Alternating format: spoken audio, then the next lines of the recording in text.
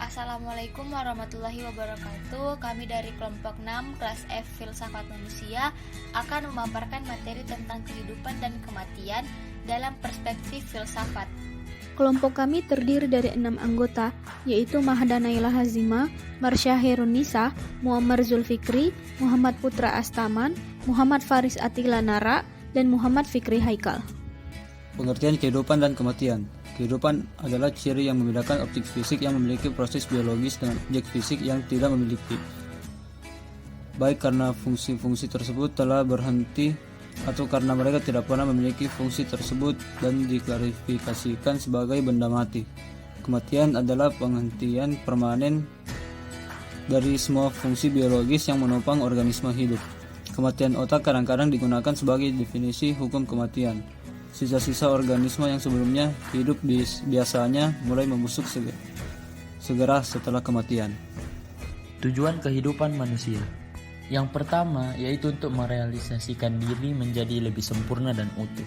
Dengan kata lain, kehidupan bagi manusia merupakan kesempatan untuk semakin merealisasikan diri.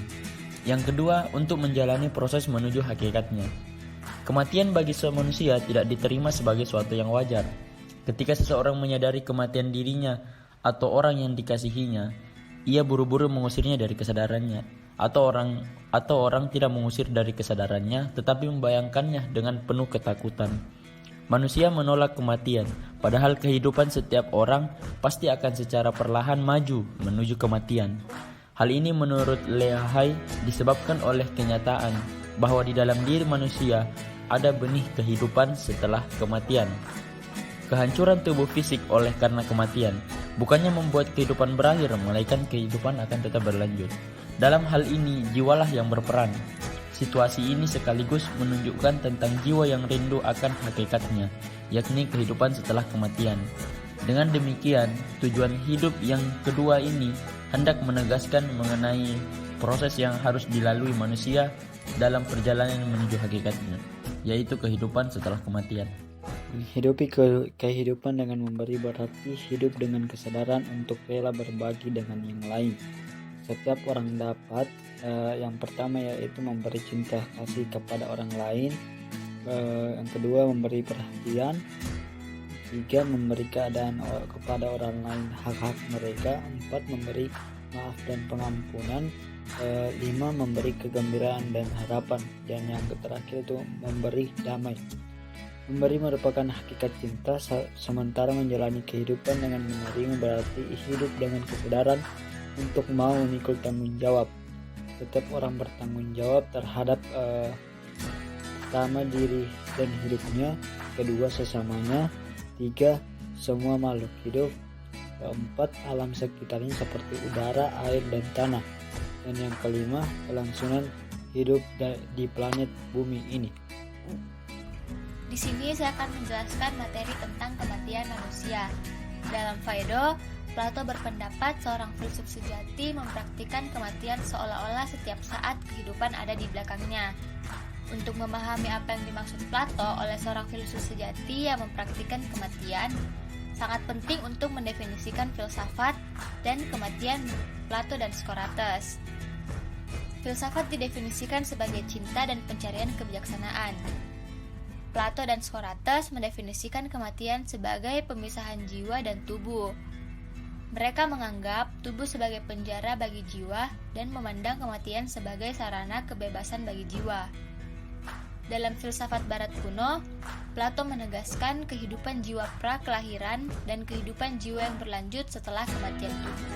Dalam Platon teks Phaedo, Socrates menunjukkan alasan mengapa seorang filsuf bahkan harus menyambut kematian, meskipun tidak mengizinkan atau mendorong bunuh diri, karena emansipasi jiwa-jiwa mereka yang baik dalam kehidupan ini ke kehidupan setelah kematian yang lebih mulia.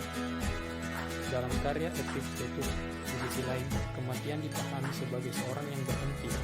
Epictetus tidak berpendapat kita harus menyambut kematian, tetapi dia berpendapat seharusnya tidak takut akan kematian, karena tidak akan ada setelah kematian.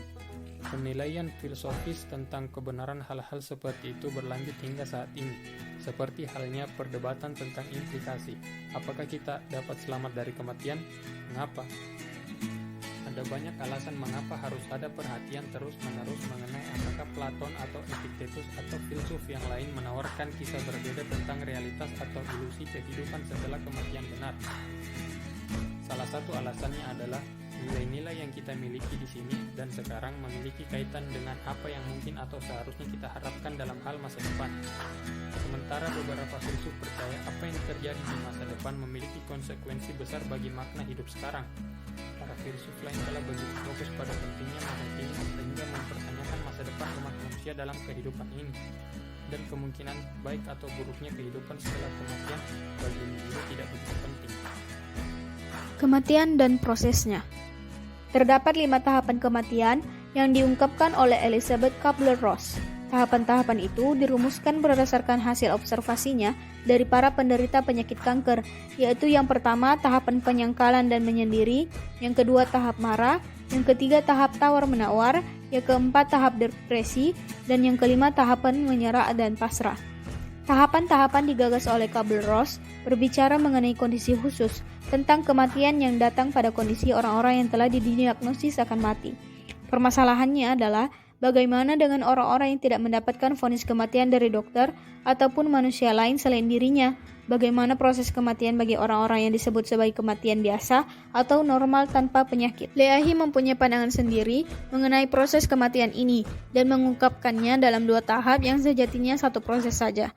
Leahy menyebut tahap pertama dengan istilah kematian yang ditantang. Tahapan ini kemudian berproses menjadi kepasrahan yang menyebabkan kematian tidak lagi terasa menakutkan. Melalui penjelasan ini, Leahy menyadari bahwa bagi hampir seluruh manusia, kematian mewujud dalam bentuk ketakutan.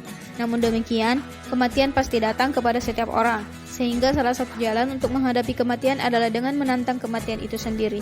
Menantang dalam artian mengumpulkan semua keberanian untuk mempertimbangkannya secara matang, sehingga pada saat yang sama kita juga akan mempertimbangkan kehidupan yang telah dijalani. Saat kematian, dalam pemikiran Leahy, indikator tahapan tersebut adalah bahwa untuk menghadapi kematian perlu suatu keberanian. Keberanian itu merupakan keberanian yang sama pada saat kita menghadapi kehidupan.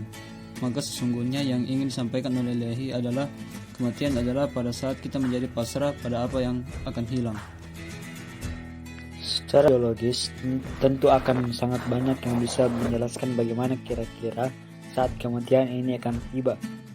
Hal ini sebagaimana dijelaskan dalam konsep kematian secara klinis, yakni keadaan di mana kegiatan pernafasan, jantung, dan reaksi otak kelihatan berhenti, dengan memberikan waktu antara 5 hingga 30 menit sebagai waktu renggang sehatnya otak manusia. Namun, bagaimana dengan pandangan-pandangan yang bersifat kejiwaan dalam memahami kematian ini?